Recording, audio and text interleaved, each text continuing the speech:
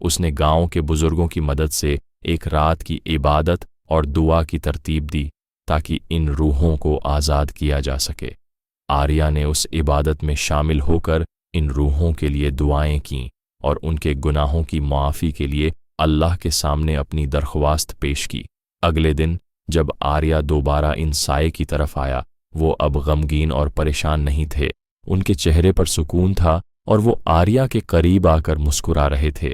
आर्या ने दिल में कहा, अब तुम आज़ाद हो, तुम्हें अब सुकून मिलेगा। और उसके बाद वो साए आहिस्ता आहिस्ता गायब हो गए। गांव में फिर से अमन कायम हो गया और आर्या ने महसूस किया कि उसने न सिर्फ एक खौफनाक राज को हल किया बल्कि इन रूहों को नजात भी दिलाई। इस कहानी ने आर्या को एक नया सबक दिया। जहां तक मुमकिन हो, इंसानों की रूहों को सुकून देना बहुत ज़रूरी है, क्योंकि कभी कभी हमारे आसपास की प्रासरार चीज़ें हमारे अंदर छुपी हुई हैं। आर्या अब जान चुका था कि बेनाम साये हमेशा हमारे दरमियान नहीं होते, बल्कि वो हमारे अपने खौफ और पछले गुनाहों की अलामत बनकर सामने आते हैं।